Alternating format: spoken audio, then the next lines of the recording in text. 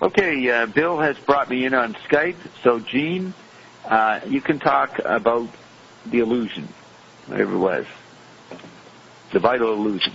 So we're starting, Gene. We've interrupted you several times. We're now starting you, and you can speak. Yes, but Bob, we all want to know what's up with Ion. Well, my phone, Ion has blocked my phone to the station. I can call anybody else. I can call my other line. I can call Corbin, anybody on my phones, and they ring and I can talk to people, but I cannot connect with the station. And Ion demanded this song to be played, so now that it's played, we should be able to phone in on station, but I didn't right this moment yet. Didn't connect. So how are you connected right now? Bill called me on his Skype. On his Skype, so you're connected through the computer. You got to do SIP, Bob. You got to do SIP. I got it. Why do SIP? Why do I have to do that? Because it's like Skype, but probably better. Yeah, but it's probably lousy. Are you on Skype? Are you on SIP right now? I'm on SIP. I'm on SIP. It says you're on the phone, 715. Oh, no, I'm sorry. I called it on the phone because I thought there were SIP problems, but I still think those might be yours. Forget SIP.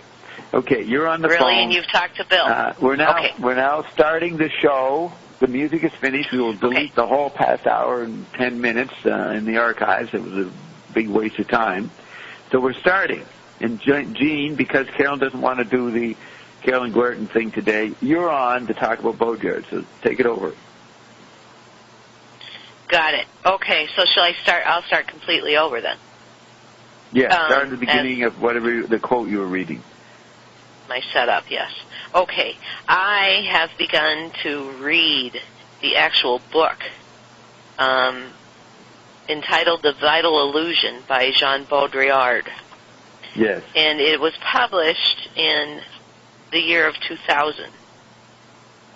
And as much as I've read, I haven't read the whole book, but it appears to be centered around the effects of the turn of the century and the very big media play of Y2K, that all of our computers were going to collapse as a result of that turn of the century.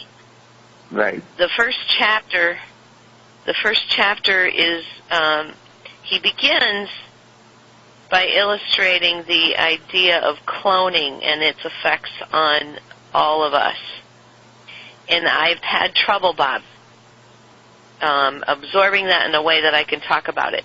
So today I skipped to chapter 2, and I'm going to read the first few pages of chapter 2, and I know you will. It is my anticipation that you will interrupt and we'll talk about things as I go. Yes. Okay, so it begins. The title is The Millennium, or The Suspense of the Year 2000. How can we jump over our shadows when we no longer have any?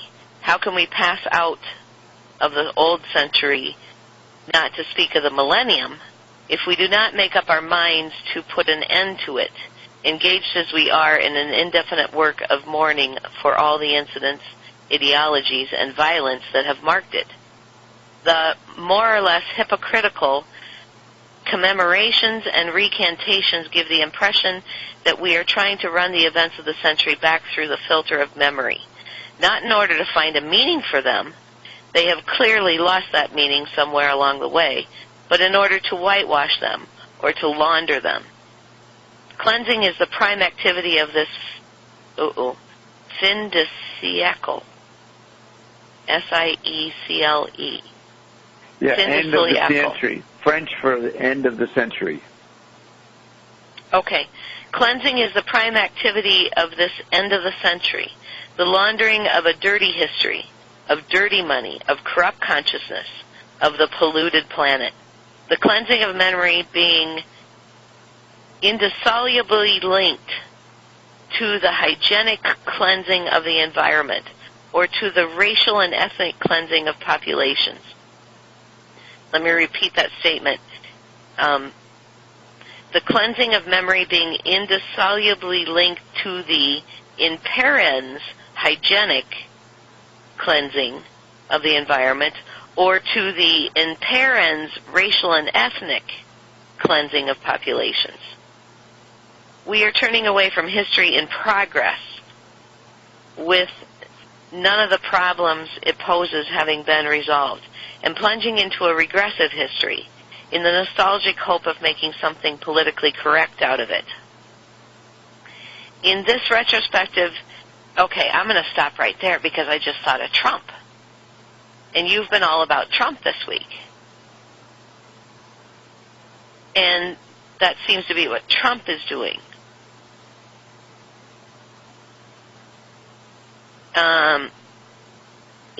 Trump is plunging into a regressive history in the nostalgic hope of making something politically correct out of it. Are you there, or am I all alone here? No, I'm hearing you. How was I all about Trump this week? The show just started. Facebook. Your post on Facebook and your relating, I think maybe you even posted on Dupes. You were relating Trump to your chart. I did only that? recalling it. Yeah. Let's not go into there. I don't remember that. I didn't do anything about Trump. I posted an article by Trump a week ago, or about him, a week or so ago. Maybe someone else has posted stuff about Trump. I have nothing to say about Trump right this moment, other than all right. Okay. I don't see Trump finishing his sentences. So what?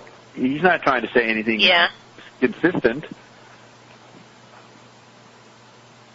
No, he's in a place of nostalgia where he's trying to make something politically correct out of. He's not trying to be politically correct. All right, let's just move on. Okay. So let me reread that sentence. We are turning away from history in progress, with none of the problems it poses having been resolved, and plunging into a regressive history in the nostalgic hope of making something politically correct out of it. And in this retrospective, necrospective obsession, we are losing any chance of things coming to their term. This is why I advance the idea that the year 2000 would not take place, quite simply because the history of this century had already come to an end, because we are remaking it interminably, and because, therefore, metaphorically speaking, we shall never pass on into the future. Our millenarianism, for we have reached all the same a millenarian deadline. Let me start over. Our millenarianism, for we have reached all the same a millenarian deadline, is a millenarianism with no tomorrow. Whereas the coming of the year 1000, even though it was experienced with dread, was a prelude to parousia and to the advent of the kingdom of God, and hence the prelude to an infinite promise. Our own deadline remains a closed, involuted one. Okay, I have to ask Roxy. Okay, Gene. Roxy, do you see this boatyard relevant to our Zappa thing we're going to start now, or shall we stop it and start the Zappa? I wouldn't like to interrupt, but one of the things that I'm interested at the moment now about Baudrillard is his concepts of the simulacra. Yes. This erasing of reality, and there is no more reality, there's only the simulacra, the not real, the virtual reality. And he explains how the language is the first translation of reality, and as we translate our perception into language, it's already like a virtual reality, that we don't really access the real because it's all concept. It's all filtered by Roxy, language. Roxy, are you saying that with the start of language, we are already making up reality as we use language to describe it? That's what Baudrillard says. And I think it's actually what Ian also says, because Ian says all was created by human. And I was interested in this subject because of the things that happened, that I've been thinking a lot about what is God and what is religion and spirituality, because we were discussing the last book of Eric McLuhan, and he says synesthesia, the soul, and the sensus communis are the same thing. And I think this confusion we have is because of the lack of right words, of concepts. We are in this labyrinth of the simulacra of the words that doesn't have to do with the real thing, as Ion is explaining how everything is frequency, how the body really works, and what are we really, what is this hologram. And until now, we were just lost into these concepts and theories that we had been building with language, and it's not the real explanation. But at the same time, Ion says our words are creating, so we are. It's very interesting how the word, the language, the word McLuhan said is the figure and the language is the ground. It's very interesting how it relates to the divine, to our idea of God, or how we put our power outside ourselves, and we still access it using words by expressing ourselves. And I've been trying the whole week to understand this by the things I have been saying about language, and I was thinking how we thought God created nature, and then the human creatures were second nature, that technology, language, and all the creations of men were just the mimesis, the imitation, but not the real thing. It's just like the virtual reality, like a bad imitation. But on the contrary, what McLuhan is saying is it's all part of the same creation. It's all an extension of the first nature, and it's all our creation.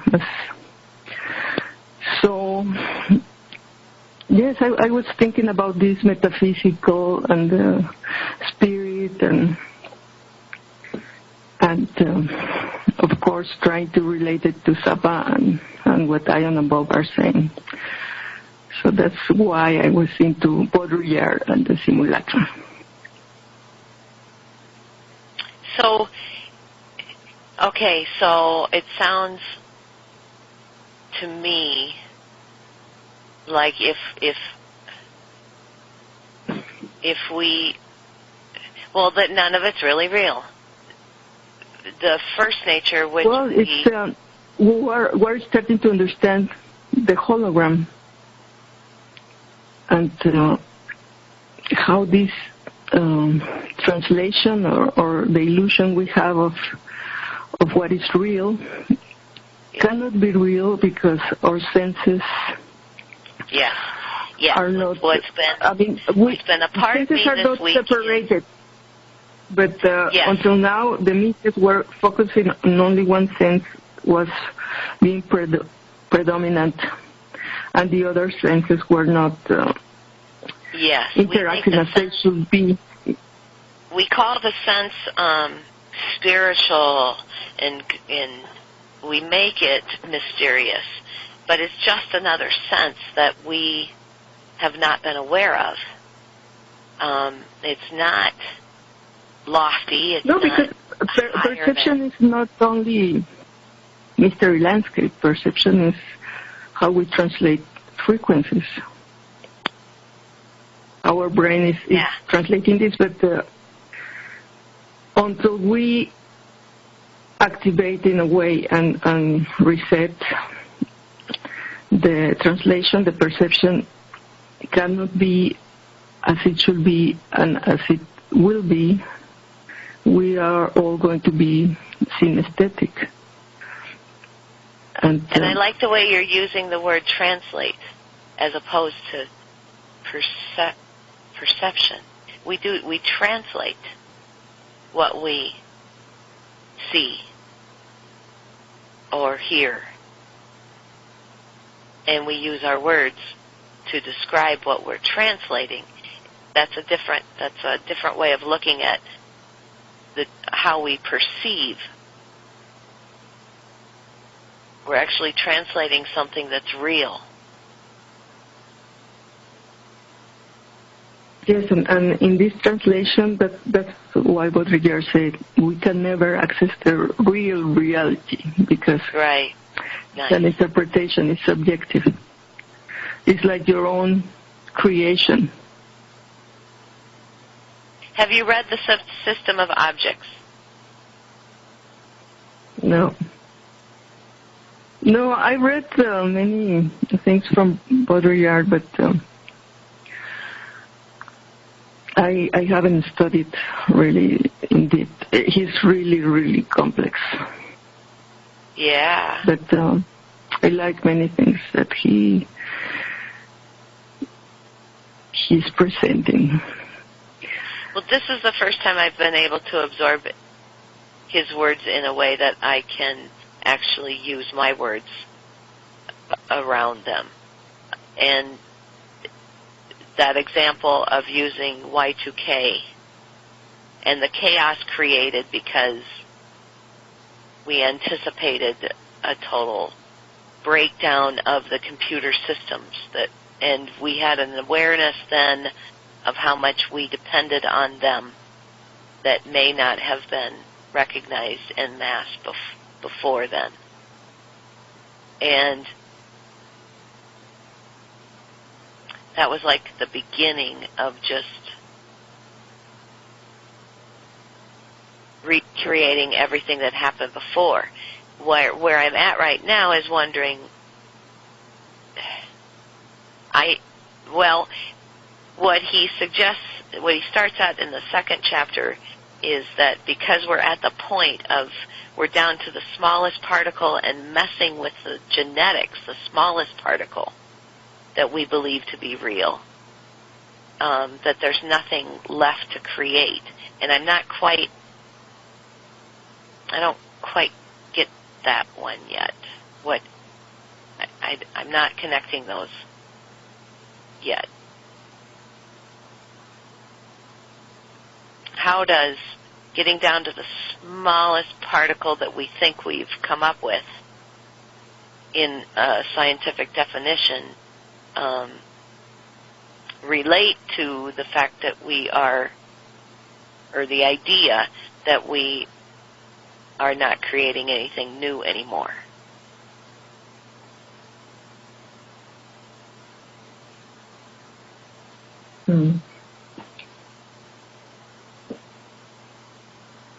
Well, I don't really understand what you're trying to say. Okay. No problem. I think it has something to do with the idea that, the technologies are getting smaller and smaller and they're serving us, but I better not say anything more because it's just kind of words floating around right now. He is talking about the fact that we've reached the point of being able to clone and replicate our chemical bodies. He relates that. Gene, the basic point, Baudrillard says that once you've made a clone, the original thing you cloned from gets lost, and therefore you don't have an original anymore as the clones get cloned. as the cell gets replicated. So we don't have an original reference point. That's all he's saying. Got it. If you project that idea on what he's saying, you'll get what he's writing about. He's always saying we don't have an original. It's a simulation of the original, and the more and more it gets replicated, copied. Yeah, you don't know where the original was. Apparently, I mean, maybe some lab has it or something. And so he talks about three kinds of simulacra. He talks about three kinds of simulacra in his earlier essay, late 70s, early 80s. There's the printing press simulacra, then there's the industrial simulacra, and then the electronic simulacra. He lays that out. So it's just a redoing McLuhan with a different word. Wow. So you take what'd you say?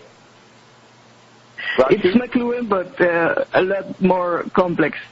Yeah, Frenchified. It's true. They've got to make it up really complicated. Frenchified. Yeah.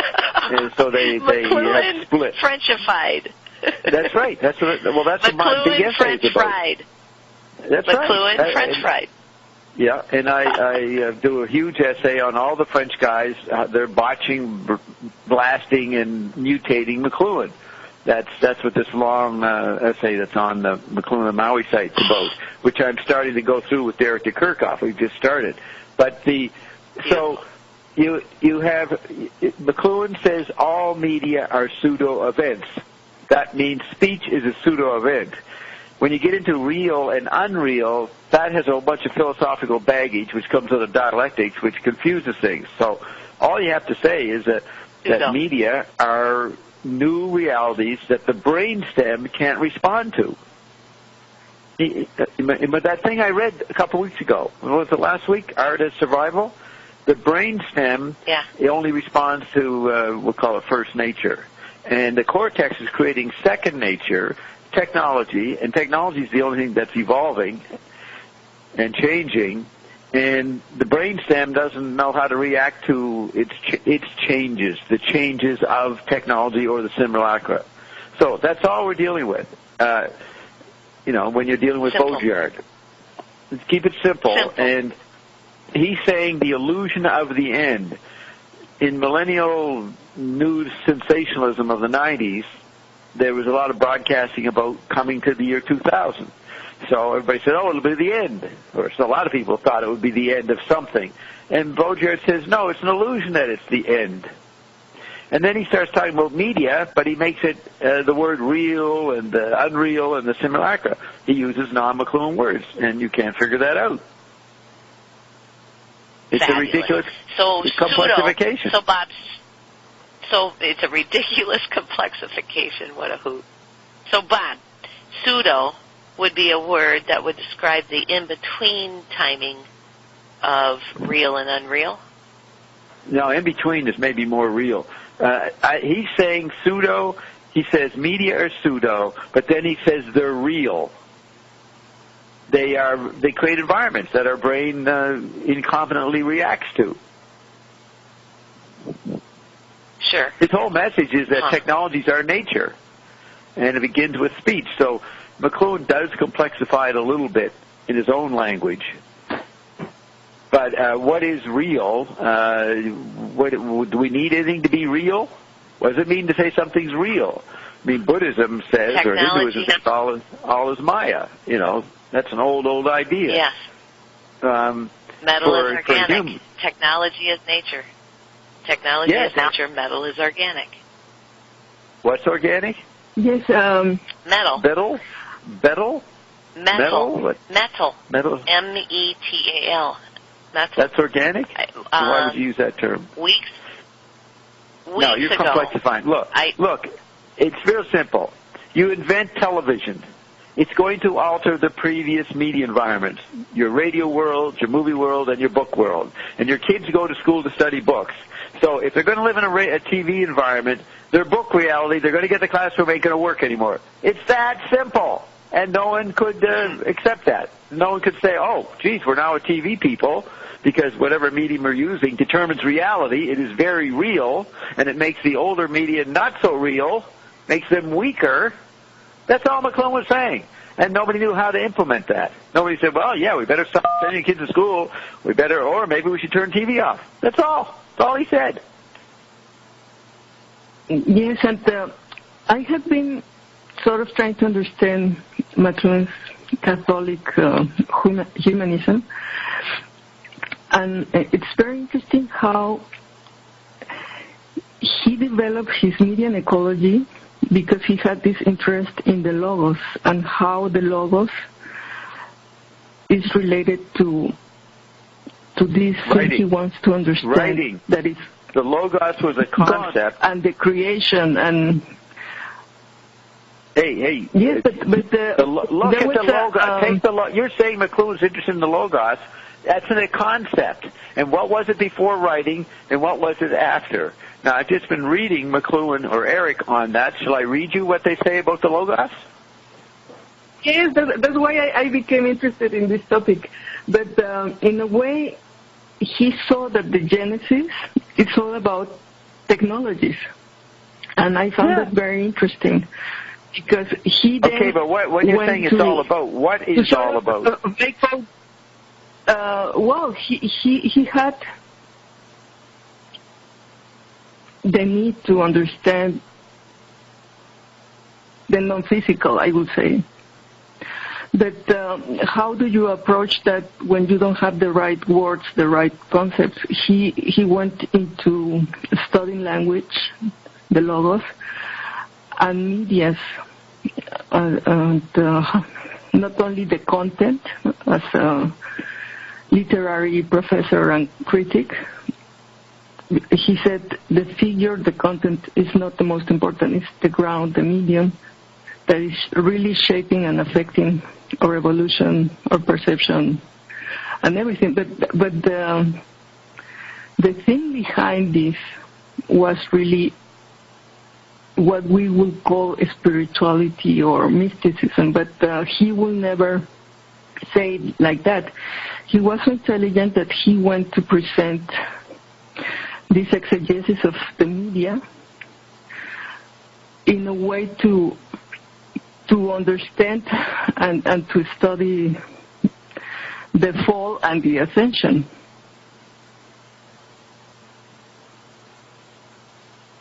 Yeah. And, okay, let me back up a second. I find that fascinating because he said... Gene wants to respond. I just want to say something. You said that the genesis is technology. Yes, it's different technology. Right. So, and technology brings chaos to society. So, from the beginning... No, technology is only an expansion. It's not necessarily chaos. Well, we believe... Well, okay, all right, let me back up a little bit. I just want to focus on that statement. The genesis is technology, and technology has never stopped. Technology is perpetual. From the beginning, we have created, and we call it technology. When we create in the physical, we call that technology. And that never stops. Well, the physical was never created, was always there. That's the thing. Yeah, but that's not my point. You said Genesis is technology.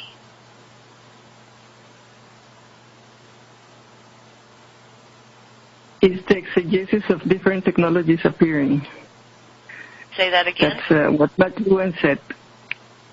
In the Genesis, McLuhan saw how, yes, it's like a sequence of how different technologies appear and start expanding men.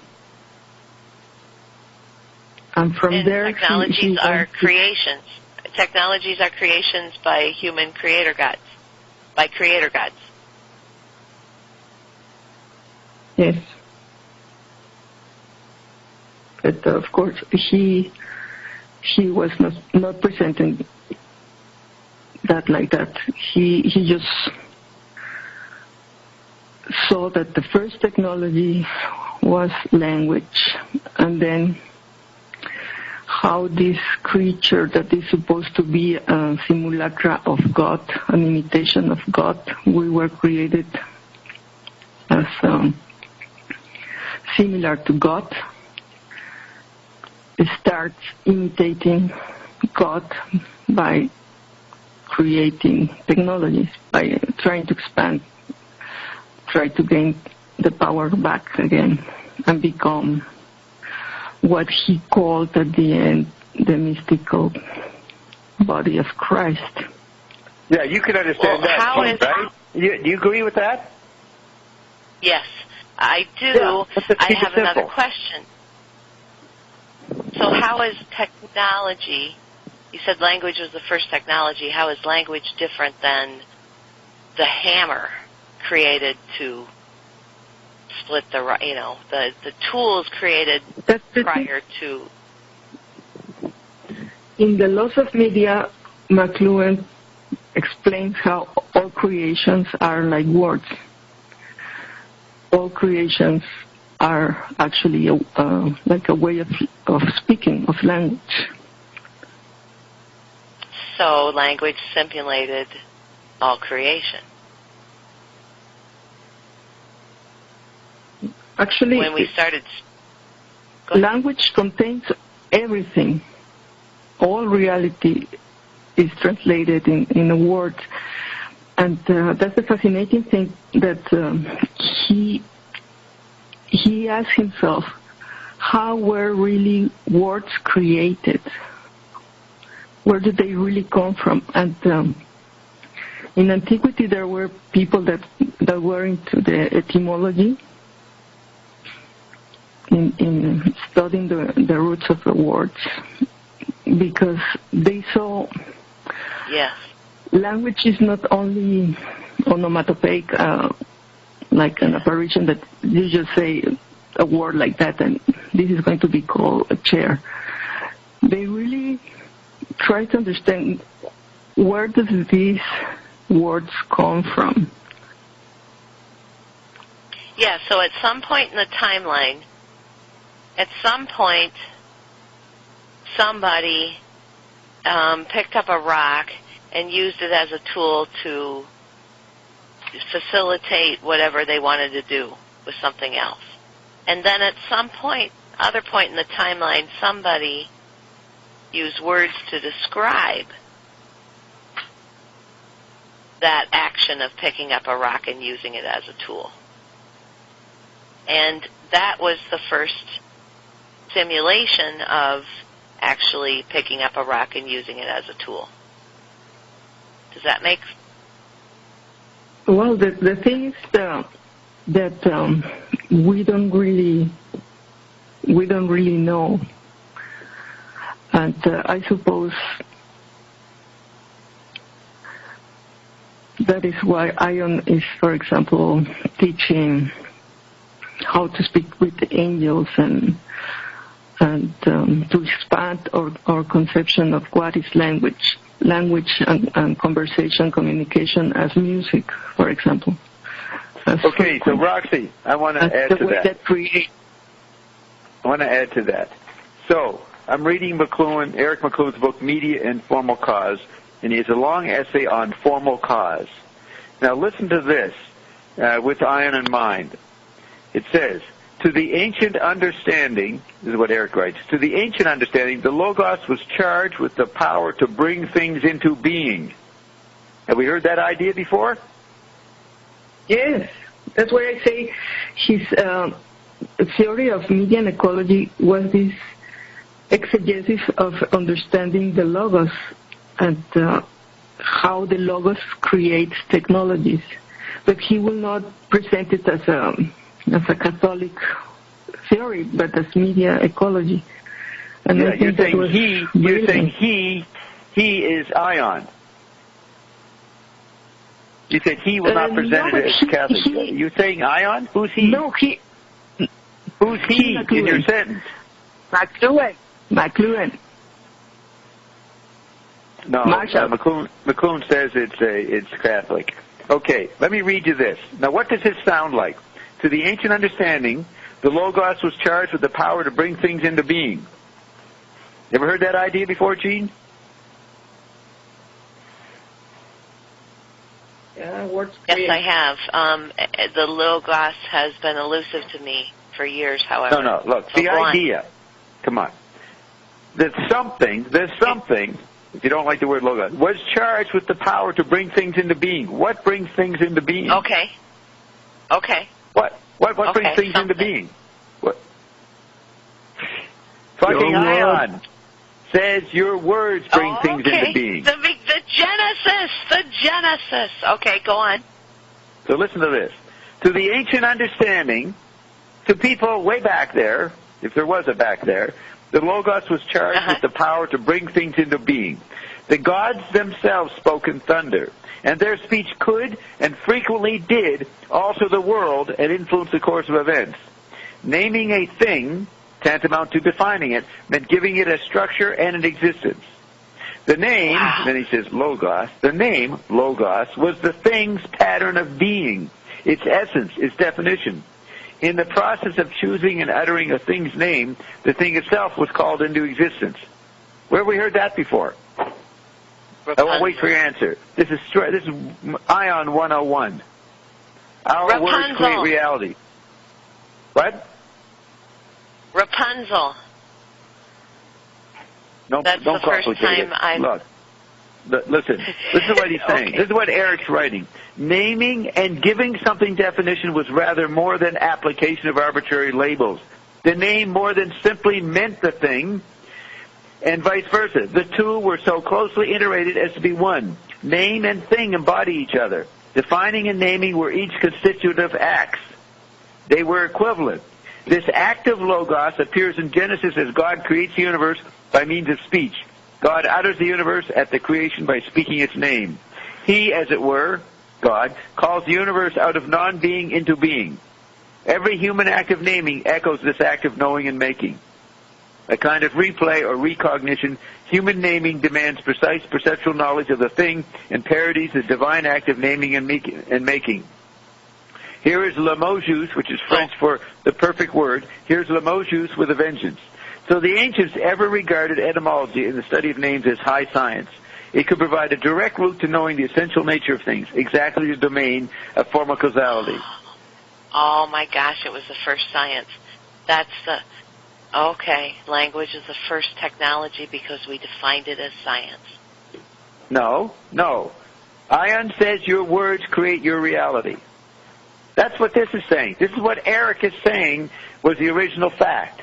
So Eric McLuhan is saying exactly the same thing as Ion. But Bob, there was things were created before language. What's the distinction? Ion says they were made by words. Unless you get complicated and get into later Ion and it was acoustic frequencies. But let's just deal with first level Ion, the first couple of years when Ion was wrong and erased it all later. But he was saying that our words create our being. That turns out to be the understanding of the ancient Logos. And words are words are sound. What you just said. Wait, Gene, I want to hear Roxy. What do you say, Roxy? Yes, what you just said is why McLuhan was so interested in studying grammar and the Tribune. Yes. Because he saw the Tribune as the study of language, of different aspects of the outering. He wanted to understand the Logos, and this is what for me is so amazing, that the media ecology, he had already this idea that the words create and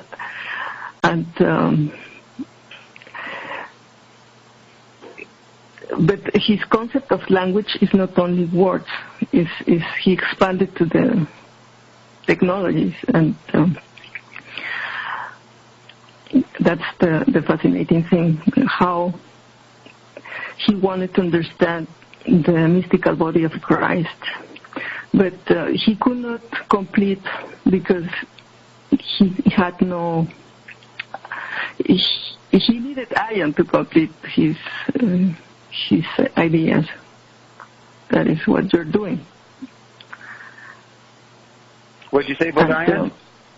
What did iron do? Yeah, that he needed iron to complete because he stopped thinking all this creation of language and technologies, of figure and ground, at the end was what he called the mystical body of Christ. But I think it's like these concepts like soul and spirit, they're all false premise, and the words sort of are like an obstacle to go further, because you need the ionic to complete and to understand. It's not really the concept of the spirit or the soul or God as it was thought until now. And that's the thing you and I are already defining. What is God? What is the soul? What is the non-physical?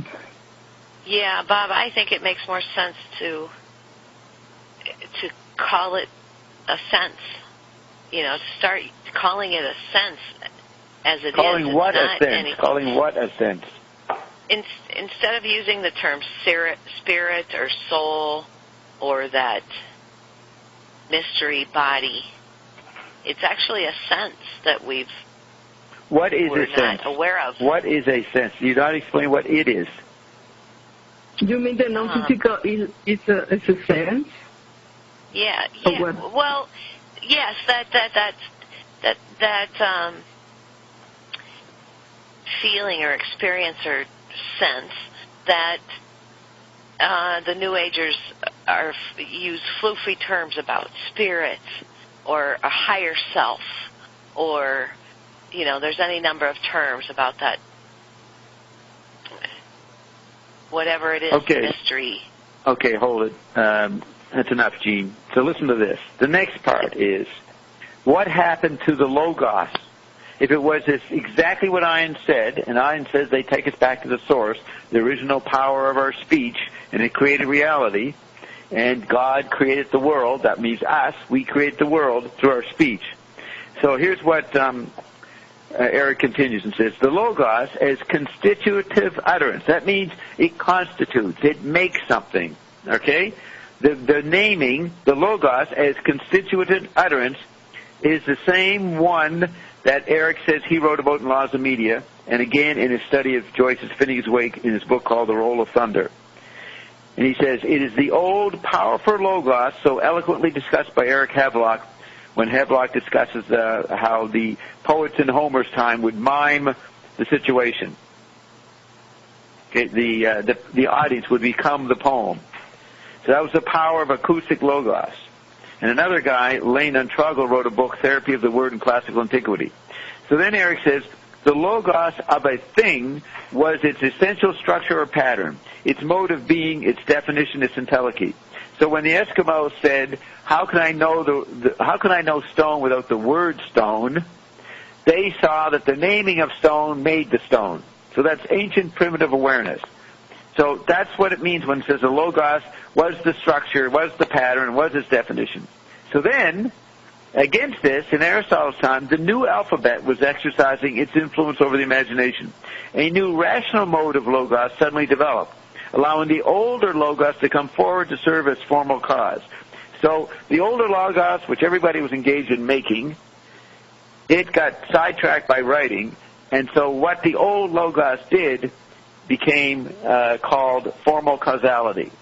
So when Aristotle talks about the four causes, efficient causality, material causality, final causal, and formal causality is you, the God, making reality. So when you read Aristotle, he's got this effect of writing that points out the world of matter and the world of connecting things to make objects. But the user, the creator, is the human being, and he's the formal causality.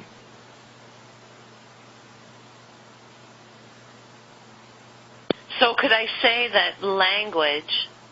No, hold on. Give me a second here. There was the word before language. There was form and structure before what we perceive to be language. How do you know? How do you know that? Well, I'm trying to use words to describe logos. No, you're trying to quote Ion. You're quoting Ion, I assume. That's what you're doing.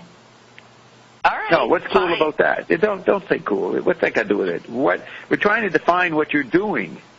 And I'm saying that what Ion says about the original logos is common knowledge in McLuhan land. Yes. So what do you make of that, Gene? It's the closest I've been to having some sort of perception of that term, logos itself. What's the closest? This last 5 minutes is the closest you've been? Is that what you're referring to? Yes. This discussion. Well, that's because you're in dialogue. You're too busy reading by yourself, thinking, speculating, going nuts, trying to figure out what these people say, and all you have to do is come on here and talk, and it gets cleared up a little bit. Beautiful. Well, I don't know if it's beautiful. We don't need any descriptions. What are you going to say next? Fine. Jeez. Fine. What, you trying to stop me? You trying to stop me by saying fine? No, I am not trying to do anything. I am reflecting on the fact that if I embellish in any way whatsoever, I get a comment from you this evening, and that's fine. Yeah, your embellishment is complicating something. You're not getting the original idea. This is really useful for me, Bob. Thank you. Yes, it is. That's true. You're absolutely right. Yeah. Okay, so let me read you this part. It says, as language became separated visually from the person who uttered it, that was through writing. You no longer were uttering it, you were writing it. So it was separated from your mouth. So Eric says, well, who is it? No, this is Eric Havelock saying this, a scholar of the alphabet. He says, as language became separated visually from the person who uttered it, so also the person, the source of the language, the person, the source of the language, came into sharper focus, and the concept of selfhood was born. The history of Greek literature is often written as though the concept was already available to Homer, and as though it should be taken for granted as a condition of all sophisticated discourse. The early lyric poets of Greece have been interpreted as the voice of an individualism, asserting the identities of individual selves to form a necessary condition of Greek classic culture. This, in any strict sense, only became true in the time of Plato.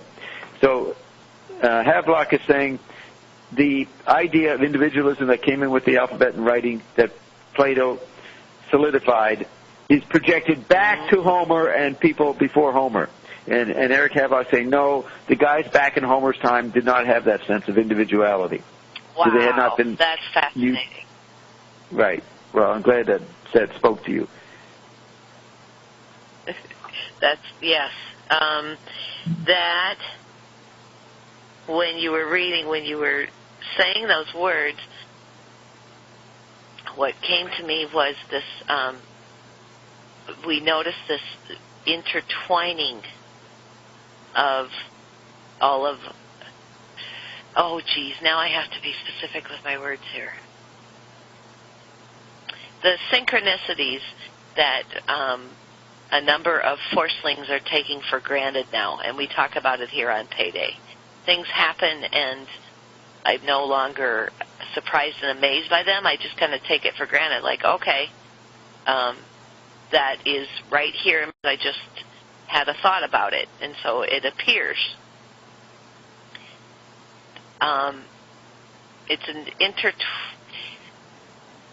what you just said was that, and I'm going to use old terms that you're probably not going to agree with, but there was something about collective consciousness before people started writing words to describe collective consciousness. And as we become more, as I start becoming more aware of my patterns and dissolving them and replacing them with patterns that, or I don't know, replacing them in some sort of way because I listen to Payday all the time and listen to you all the time, I'm experiencing a new intertwining of that old term collective consciousness. Do you have anything to say to what Gene's saying, Roxy? No, but I I have something to say about the song that I am asking you to play. Yes, go ahead. This, what was it? Radio killed the movie star? Video killed the radio star. Okay, that whatever. It's how the new media kill the last creation, and then we are at the point where the non-physical is sort of killing the media star that we call God. Because how can there be a God if we are in our power? How can you accept there is something outside you that is creating reality?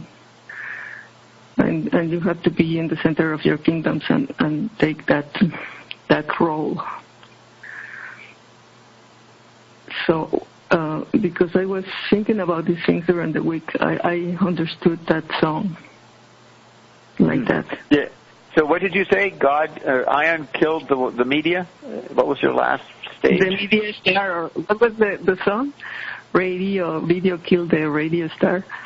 Yes. Yes, like God was the radio star. That is, like Nietzsche said, God is dead. But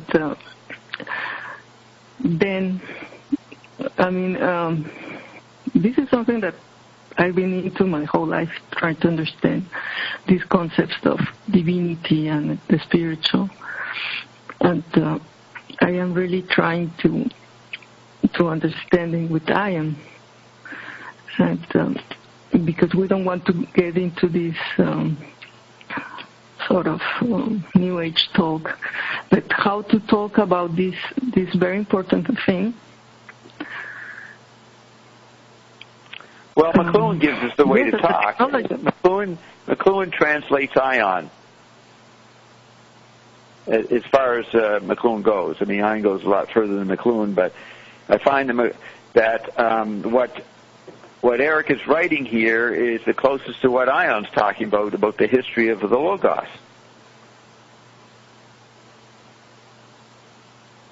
Yes. And that's why I think McLuhan was brilliant in the way he sort of was very coherent with what he believed, like his Catholic humanism and his theories, and he wanted to get to his students, and he went to study their culture, the popular culture, their comics, the movies, and their music, and then the medias, and he saw how the advertisement, these slogans are so effective, and he was so brilliant that he sort of created these slogans. The medium is the message, is really encompass the whole exegesis of language and creation. It's like the Genesis, and you were saying the Joyce thunders are actually also like a version of the Genesis of the technologies being created and expanding man. Who did you say? The Joyce scholars? What was that phrase? No, the thunders of Joyce. Yes, the thunders. It's like yes, the thunders acted out. Yes, it's like another version of the Genesis, all the expansions of man. Right. Okay, Gene, what do you have to say to that? Well, Bob, how would you describe? How would you distinguish the logos from sound, acoustics, tone?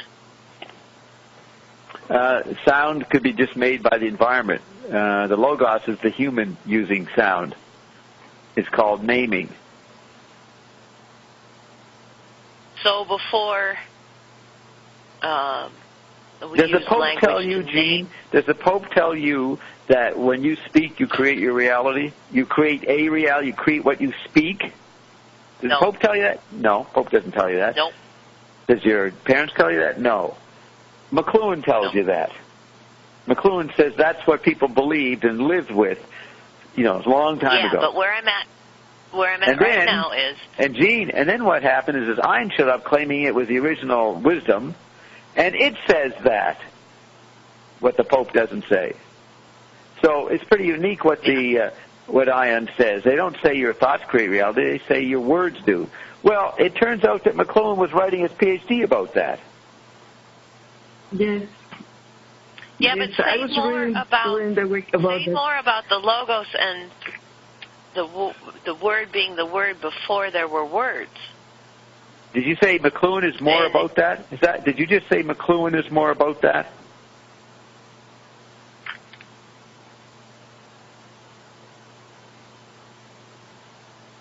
Gene, what did you say? You said something is more about, I don't know what you said. I didn't say anything about McLuhan. That was Roxy. What did you say? Roxy. What did you say? No, just a minute ago. What were your last words? I said that right now, I'm in the place of wanting to ask questions about the word before there were words. You said earlier that structure and form was created from the logos, or the logos was involved in creating structure and form before there were words as we define words. So you'd have to ask Ian that stuff. Really? Okay. Yeah, well, Ian did say that the cells Ian, get in here. spoke. The L's spoke, the cells spoke, but before the cells were the frequencies. That's what we got, 5 months ago. And you're describing that as the logos.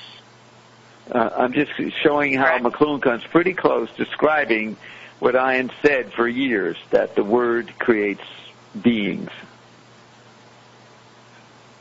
And the genesis is technology. So Ian has come forth to explain formal causality, to fill it out. If formal causality is you and the audience, then it turns out if you're God, that you're the formal causality of yourself. You're the formal cause, if you're an eternal God. So formal causality was not discussed. Formal causality was not discussed for 400 years. It was forgotten. Yeah. During the dark age of the printing press. When we got out of the printing press era. So our words as we know them. So, Bob, our words as we know them were words before words. There were words before words as we know them, as we define them now. Well, I know. There was grunting. There was what they call verbum, V-E-R-B-U-M. Verbum is grunts, like not linguistic morphemes. And that goes back to acoustics and tone and frequency and vibration.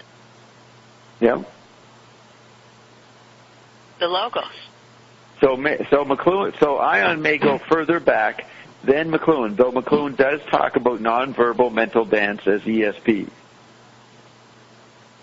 But does your mental dance? Do your sisters and brothers tell you that your words create beings? That this world, in the Bible, it says God uttered. So the Lord, the God, created the universe by speaking it. Does your local minister say that? Did you point that out? No, and isn't that amazing, Bob? Really, that's really amazing. Well, it's not amazing if you realize that when writing came in and then visual space came in with phonetic alphabet, and then that was exaggerated by the printing press, you know that the idea of the Logos got changed. Our imagination of what the Logos was changed. Yeah. Due to a new medium. There you go. Yes, let me rephrase And that. now you could say that new medium. You could say that new medium is a new word. That. You could say that new medium is a new word. It has the power of the word to create new reality. So the printing press was a word, a odd new mutation of wordiness, and it created a different kind of people. Okay, so if we're going to anticipate rather than retrieve, what's the next word? I don't know. Who are you asking? I don't know. I just said it. You just said it, okay. You don't know who your audience is. Let me see. Okay, we haven't started Zappa yet. Are you ready to start doing Zappa, Roxy? Do you want to go into it? Yes, no, actually we started because it's about what we call religion and spirituality and God and all these concepts. So maybe we can go into the Stairway to Heaven. There's some particular Zappa I want to get into, but I'm going to ask Ginny. I see Ginny's here. Ginny, do you have something to say about what we're talking about, or maybe it's Greg?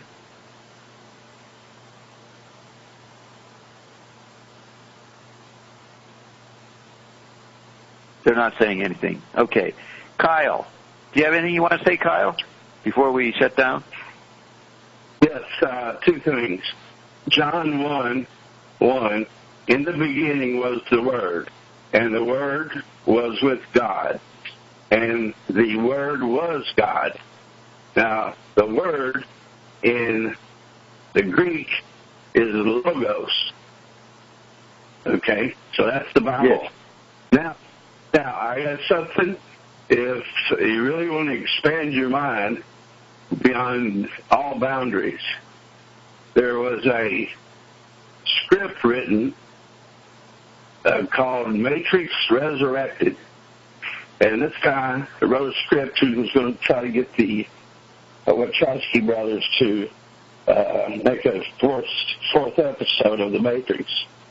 And if you read this script, it literally will expand your mind way beyond what everything that we have been talking about includes. Because what he does, he interchanges the people versus the matrix. And then there's, quote, the reality. But then he creates a super matrix. Whereas the people that are in reality and in the matrix are outside of the matrix and outside of reality. So, for example, the architect is Trinity's father, but the architect is playing the architect's role in the matrix, and Trinity is playing the heroine in the matrix. But so you can download this. It's at the matrixresurrected.com. I've been wanting to, a few months ago, I wanted to try to talk you into reading this on one of your shows, late night shows. And okay, but it's really and I think what I'm trying to say here is, as expanded as we have allowed our minds to become, we still have not even come close to expanding them enough to understand what Ian is saying. So, for example, when Ian says, you weren't born, well, if we're in the matrix, we were born, because that's the matrix rule. But if we were outside of the matrix, we weren't born. So it's just a matter of where are you in these different realms or different densities or gradients within these universes, super universes. Who knows? You know, we could be a bubble inside a bubble inside a bubble. And so for him to say that we are gods, that's easy for me to accept. But I still, to this day, believe that there is a God of over me, a super God. I don't Okay, put myself all right. at the top. Yeah, I know what you believe. That's good. All right, so the nobody else has anything to say, so we're going to start the Zappa scene. I mean, I don't know whether you think, Roxy, we're talking Zappa. Can you show me how what we've been just talking about the last half hour? Show me how this relates to Zappa. Well, all the vortices, what I call the vortices, McLuhan, Joyce, Zappa, they were all trying to understand what is this reality, what is the human, and translate it and explain to the tribe the big notes and concepts that Zappa had a whole agenda that was not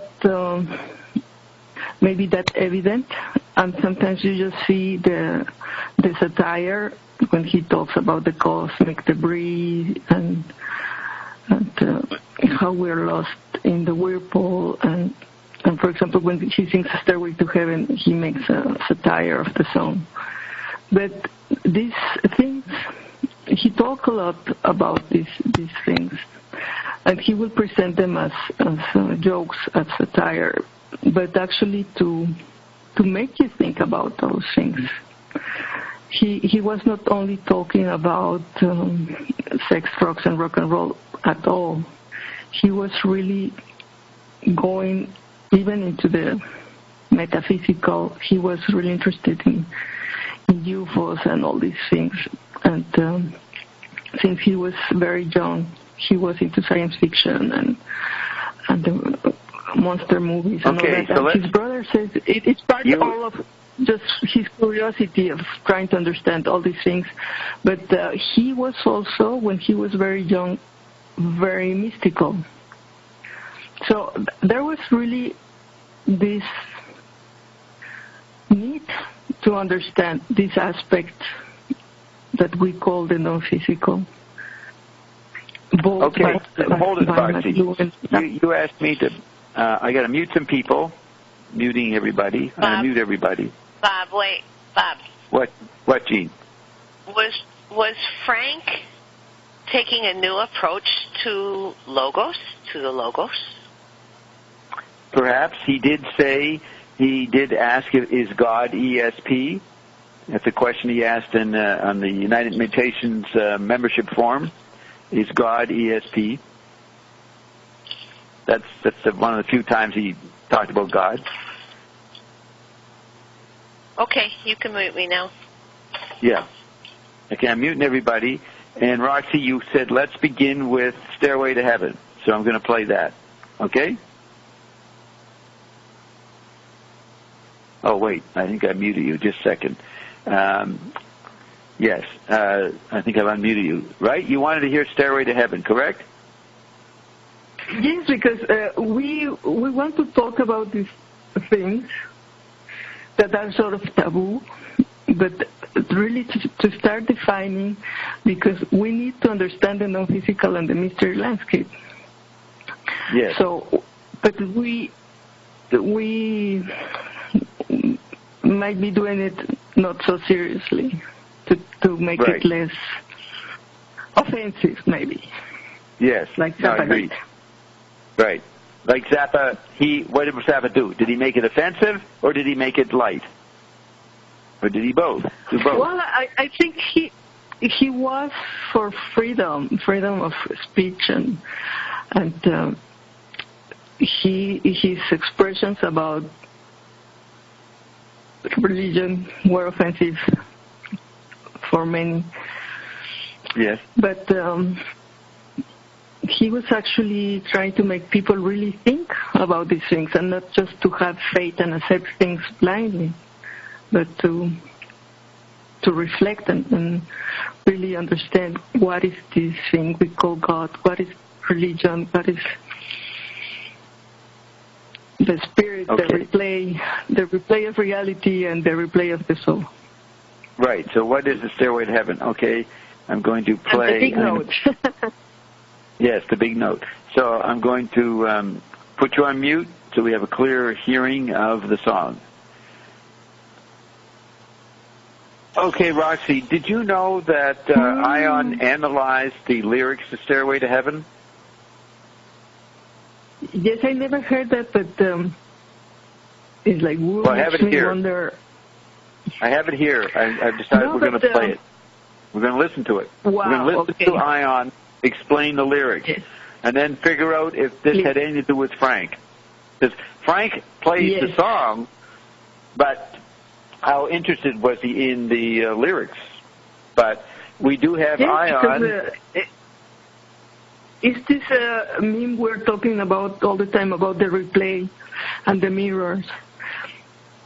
And in this album, the best band you never heard, he's just making covers and making this replay of big memes. Okay. Just before we start, I want to ask Leslie, who saw Frank perform in 1964-65 in the Broadside before they were the Mothers. Are you here to say something about Frank, Leslie?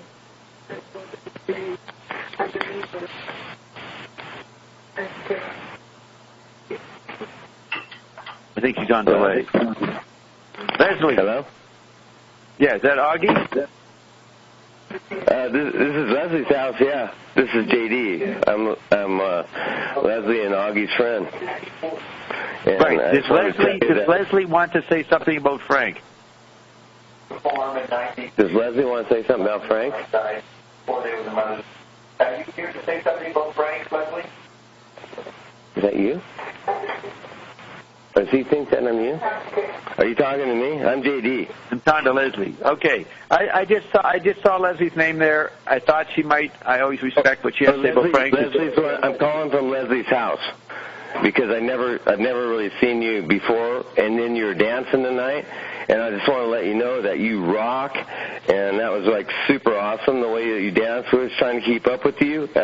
Whatever your age is, I'm only hoping I can go half as much as you're doing, and I love your show. I've never seen it before, but August showed me it, and Leslie, I'm up in the Salmon River, and we're listening to you and watching you dance before, and you rock out, and it's like, if you keep on going, I'm going to keep on going.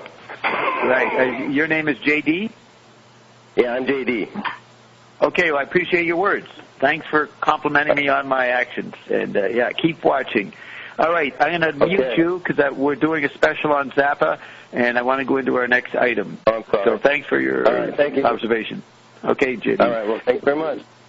All right. Bye-bye. Okay, so, Roxy, I hope that you get complimented like that someday. I hope you get complimented someday. Whoa. Yeah. Yes. Okay. Yes. Since you haven't heard Stairway to Heaven as analyzed by Ion explaining what Led Zeppelin, whoever wrote the song, I don't remember which guy wrote it, what they meant, what they thought they were saying. I find it very interesting that we just found out about this castle and the double helix stairway, and how this stairway, you can go both up or down. Right. And this is the thing. You can go the stairway to heaven, or you can descend into the darkness, like in the ninth gate. Like chromosome 14. Yes. Okay, so you don't mind hearing this Stairway to Heaven? No, of course. Analysis? It's perfect. Okay, so let's do it. And if it's not boring, we'll listen to the whole thing, which is just over an hour long. But it might be interesting. I don't remember. It's the most perfect thing. Okay. You want to hear the song? Yeah, we now have the song. We heard the song. But I don't have to say about the stairway. All right, here we go. Down.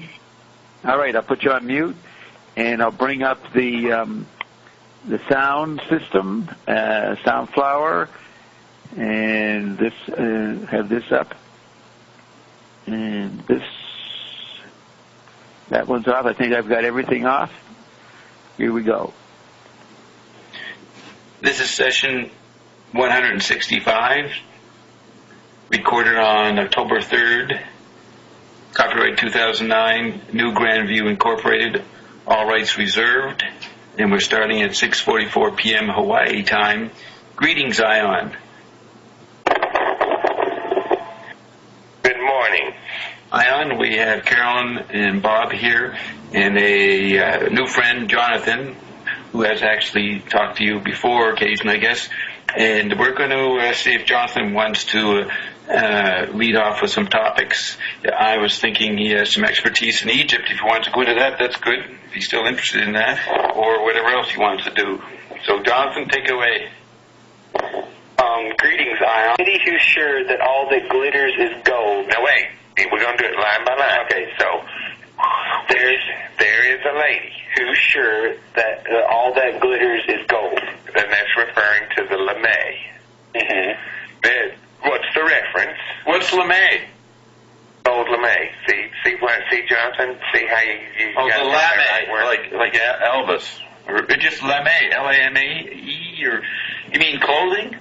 Yeah. Okay, got shirt, the lady's shirt, gotcha. Mm-hmm. The garment was sparkly, so gold LeMay. Right. It's not gold, but it gives the lady's shirt. Now, do the line again. There's a lady who's sure all that glitters is gold. Mm-hmm. So you're saying, like, it's referring to the shirt? Yes. That she's wearing. No, it doesn't say that she's wearing it. It's just that she's sure it's gold. But we are. Oh, okay. Okay, go ahead. Yeah, you're describing what is in the writer's mind, right, Ion? Mm-hmm. Yeah. And she's buying a stairway to heaven. Correct. With her shirt, with her gold LeMay. Mm-hmm. Or what she thinks of her LeMay. What she thinks of her LeMay would be significant enough to cause an exchange for eternity. Okay. So when you start looking at it that way, it's kind of like going, wow, how did you get that from there? But you just did line one, so proceed. When she gets there, she knows if the stores are all closed. Mm-hmm. Literally. With a word, she can get what she came for. There you go. Bam. Spot on. That's why that's in your melting titanium. Now, just hang on, Jonathan. We're going to digress a second. Okay. That's why this gets to be very significant within your melting titanium. Yeah. Because what's significant, Bob, we'll put Bob on the hot seat here. What's significant about that, out of all that so far, what was significant in the words that are spoken so far from the Peapod? Well, what's interesting is that it makes sense that it's referring to gold LeMay because you start talking about a clothing store in the next line. Wrong answer. Oh, no, okay. she's not talking about a clothing store. It's talking about it's significant because even if everything's closed down, she can still get what she's came for because what she has is so... No. What does she have? The LeMay shirt? No. What does she have? Her... Will? No, her... What is the word that they use? In reference to what? Knowledge? No, what's the word? Read it again, and I'll stop you when you get to the word. The last line or the whole thing? You've only done 2 sentences. There's a lady who's sure all that glitters is gold, and she's buying a stairway to heaven. Okay. When she gets there, she knows if the stores are all closed with a word. What was that word? There it is. And we told you 3 times, but you won't believe us, so we had to use yours. The word was enough. The word was enough. Referring to her word, though, not. That's the only one we're talking about. I'm sorry. Okay. That's the only one we're talking about. The inference is that even if the stores are all closed, her spoken word is enough to procure all that she desires. Is that because of she has power? Or, yes. Yeah, but you're not talking about just in herself, but you're talking about in all humans, correct? That's why everyone would try to want to own a copy of the Stairway to Heaven. Okay, what did you just say, Jonathan? Referring to what? Her what? Her word? I was saying it wasn't referring to that she has it's saying that she has a state of power, but no more than any other human. Correct. Not like she's a superstar. Yeah, superstar or. Well, she is, but so is everyone. Yeah, but how come she can get to the store when it's not open? Because she has the will. Because she's human. She has the word. Her word would make it so. Number one. She has empowerment. Yes. It's in the self-love. But no more than anyone else. It's just correct. Same way with Thoth and a capital M-A-N. Just like any other man, only they're ascended in their word, and they know their word is powerful enough that the store doesn't have to be open for them to have all that they desire and seek. Oh, she's an ascended. Get it online. She's an ascended woman, you're saying? We're on the third line, Bob. She's just well, we've got this far, though. Are you saying she's ascended? She's not ascended. She just has the power. She knows her abilities. Okay. Her power is made manifest because of her knowing. Okay. Because, it says knows a lot in this song. Okay, good. Then it says ooh, ooh, and she's by ooh, no, is it ooh?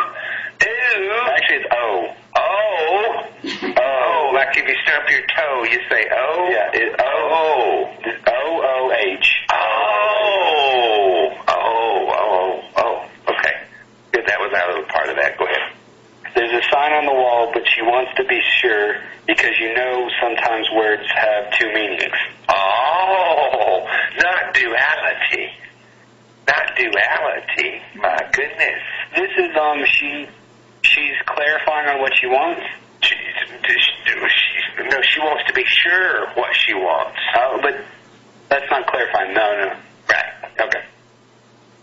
In a tree by the brook. No, I'm waiting for you to finish. Now, let's hear the lyric again, that part, to figure out what you guys just said.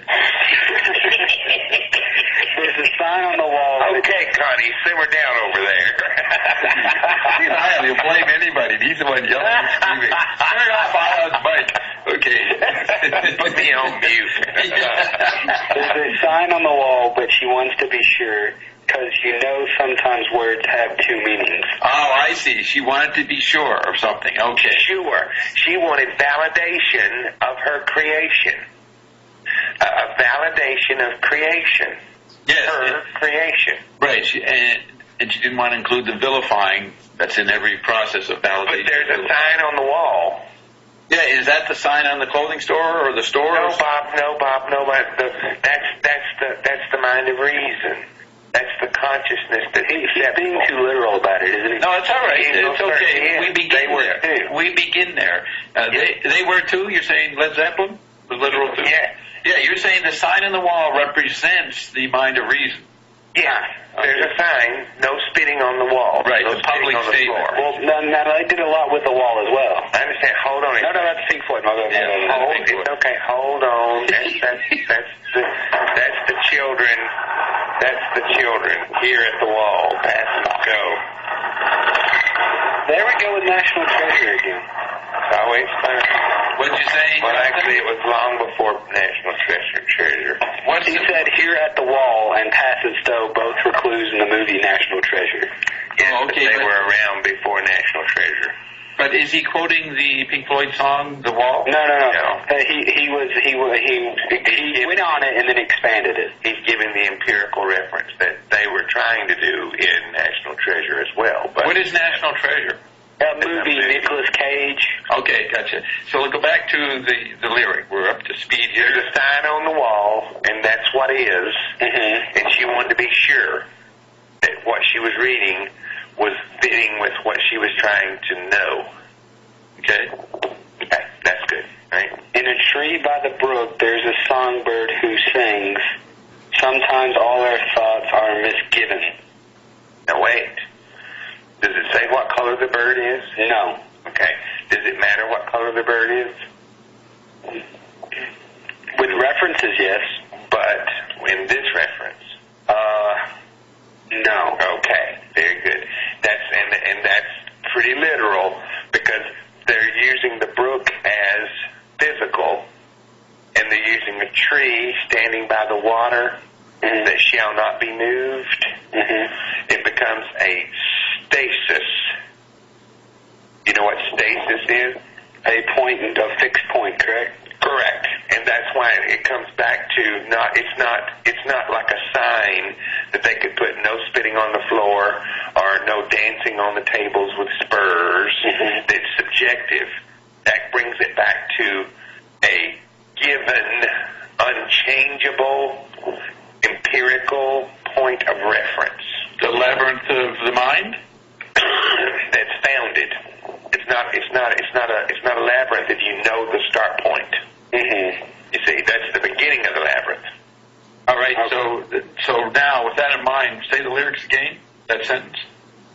In a tree by the brook, there's a songbird who sings, sometimes all of our thoughts are misgiven. Now, that's the labyrinth of the mind, Bob. The misgiven thoughts? No. That the thoughts are misgiven. Right, so it begins with the solidity of the tree versus the brook. Something like what that?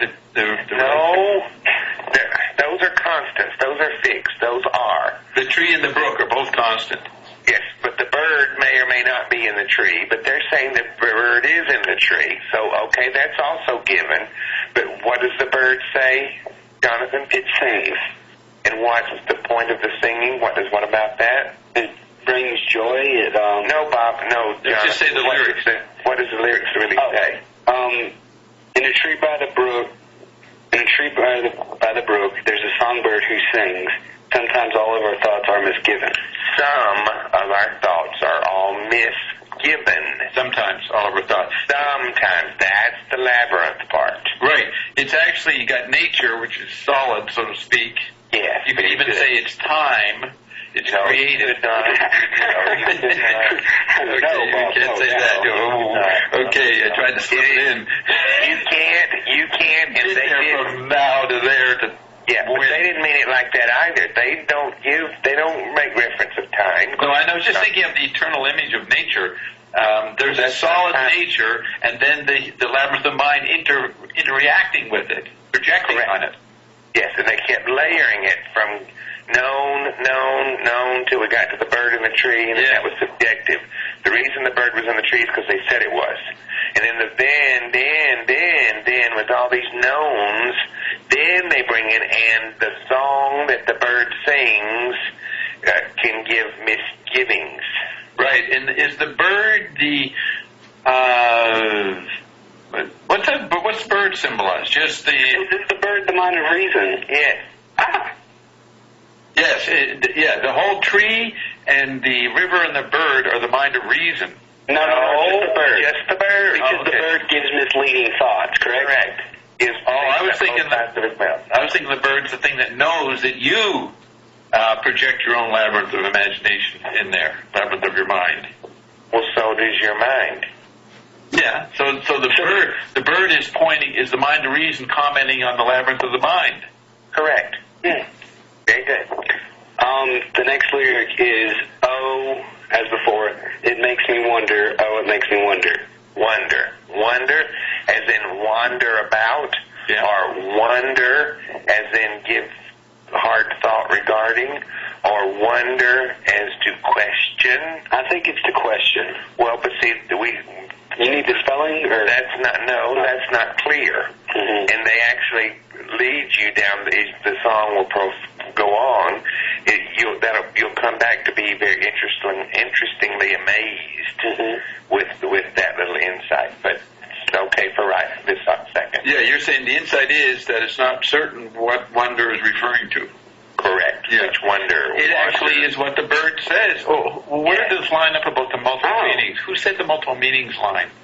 It's earlier. It actually says, because sometimes you have the meaning. Yeah. See, so they throw in a word that could have more than one meaning. And they use that as like the chorus.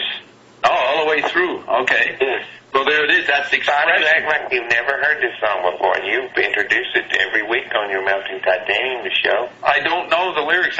Here's what I know about it. I wasn't a big fan of Led Zeppelin. I didn't even know. I remember in the 80s and 90s in Toronto, whenever they had the votes for the best #1 song of all time, apparently I was told Stairway to Heaven would always win. Well, Stairway to Heaven... But don't let me finish. But nothing impressed me about the song. I sort of liked it, but it wasn't no big deal, and I certainly didn't hear the lyrics or even notice them. But when Zappa did it in Buffalo in March '88, and Carolyn was there, and they did the most incredible, and you can see this online, I can show it to you, Jonathan. They did an incredible version of it. Then I remember the line, makes you wonder, and they worked with that. So that's all I know. And it's so fun because, Jonathan, Bob was saying that this reference was going to be recorded for posterity and forever, and it was going to be in the Akashic record, the historical record. And he just said that before when he was going to fight about this, so just fasten your seatbelt. But when he goes back and listens next August the 17th of next year, and he hears this, he's going to remember that he actually said in 1890. Did they say that? It's going to be so much fun because he's the one trying to give time, and then he just takes them right back to the 1890s, and we didn't say a word. And he also said to me, "Don't let me finish." Right, don't let me finish. Right. I said that. Yeah, it's so much fun because I said, "Don't let me finish." Don't let me finish. I was about to take you up on your offer. Well, what is 1890? What was I supposed to be saying? Well, 1988, I'm guessing. 1980. No, 1980. Yeah. Was I referring to when we were in March in Buffalo? You were referring to when Zappa did the cover. 1988, and I said 1890. Well, that shows you I'm riff riding right here, boys. We have a public episode. There's 4 Bobs here talking to you guys. It's fun. It's fun. So that was just fun, but it was the empirical reference to time, and we just left it right alone. we just see we don't always push against time, Bob. Yeah. When you set me up. Yeah, we just right into that. Yeah, back in 1433 when I was with John Lennon. When you were just a boy. JW will get this reference when he listens to it later, but the back in right now when John Lennon was at Michael Jackson's funeral. But what are you saying? Michael's funeral or someone else's funeral? Michael's funeral. Oh, what's your point? My point was that if people were misplacing time earlier to prove it, to back up the no time, I don't want to say theory, but fact. At the funeral, you're saying, are you referring to some public event? No, someone said that they heard that John Lennon was going to be at the Michael Jackson the funeral in person, physically. Right, and they didn't know when. They didn't realize that he's dead. Okay, good. So let's carry on with the lyrics. There's a feeling I get when I look to the west. Whoa. Feeling. There's a feeling place. A feeling place. Now, is that a documentable sign on the wall, attribute of reality? Not yet. But it's a feeling when you look to the west. Now, Bob, just leave it alone, because Bob doesn't do well with geographic directions, so just leave it be. It rhymes with what they're doing next, and that's why it's the west. So, no, the wind isn't blowing from that direction, Bob, so you're okay. All right. It's off. And my spirit is crying for the leaving. Crying for the leaving? For leaving, sorry, I put in a D. For a leaving? No, for leaving. Now, there's a feeling that my spirit is crying for leaving. So it left the feeling? No. No, the spirit left? Yes. Oh. Kind of like the American Pie. Oh, but they don't like that. They don't like us when we do that, when we mix that one up. Who's they? You and you. Carolyn? Me and Carolyn? Oh, Connie's all easy. You mean you and you, the 2 Bobs? Yeah, it's not all 4 of them, just 2 of them. Okay, back to, say the sentence again, now that we got a few interpretations. Yeah, There's a feeling I get when I look to the west, and my spirit is crying for leaving. Why, Is it crying because it can't experience the feeling anymore? No. Because the spirit left the West. That sounds like the last resort. Let's not go there. No, that would be the reverse of the last resort. Right. Okay, so the spirit left the West. The feeling place, yes. The feeling, so while he looks to the West, the feeling is that of remembering the West. Yes. Okay, so with that in mind, read it. There's a feeling I get, I'm probably going to have this memorized by the time I'm done with this. There's a feeling I get when I look to the West and my spirit is crying for leaving. Now, go ahead. In my thoughts I've seen rings of smoke through the trees and the voices of those who stand looking, and it makes me wonder, really makes me wonder. You want me to repeat that again? Yes, line by line. It's not wonder. It's not that wonder. Remember we made reference to the wander, waning, waxing, that whole twist? Because now it's starting to show up as an anomaly. How do you want me to pronounce it? We don't care. Okay. We're just making reference to notice it. And then you make your own. You're a marvelous creator. Make up your own mind. You're saying it's becoming one meaning. Yes, and that's the whole twist, because it's not specific, because they use it many, many ways, like wandering or wondering. Yeah, the first time, but the second time. So each stand is kind of drawing it together, correct? Trying to, yes. Trying to hem it up, yes. In my thoughts, I have seen rings of smoke through the trees. I'll leave it there. Does that go back to the original tree with the bird? Yes. And the constant? Yes. Rings of smoke. Joy, rings of, that reminds me of the Across the Universe song, which I want to do that one too if we have time. Rings of smoke, that's not cloudy. We don't have time. Right. Did I say time again? No, I didn't. No, but the rings of smoke, are they getting in the way? Are they ephemeral? Lightning? Are they like rings like in Across the Universe? Are they like rings of joy or eyes of joy? Yes. They are? Okay. They're adding to the experience, Bob. Okay. And then the next... For a passing fancy that enlightens or increases the visual effect of the pictorial that's trying to be sung. Right, so now we'll hear the whole thing with that in mind. Oh, okay. In my thoughts I have seen rings of smoke through the trees. Wait. Where did you see it? In my thoughts. Now your thoughts are taking... We had a feeling... Yeah. So now it's becoming more physical. No, more mental. Well, no, it was mental. You had a feeling. Yes. Okay, you had a remembering. Then you had a feeling. And now your thoughts are... Well, isn't a feeling more spiritual than mental? No. I was wondering if it can become it. You can get so far that your karma can run over your dogma. But that's not about that. You're having a remembrance, then you're having a feeling, and then those are all easy. Now there's a sign, but we're not sure.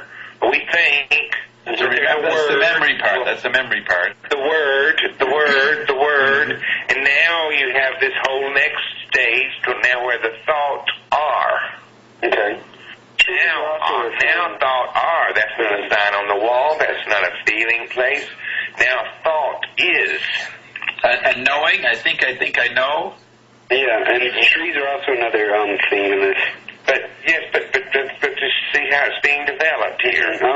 We've thoughts are. There's a level of knowing going on. That's kind of... it's not knowing. It's substantiating a thought is.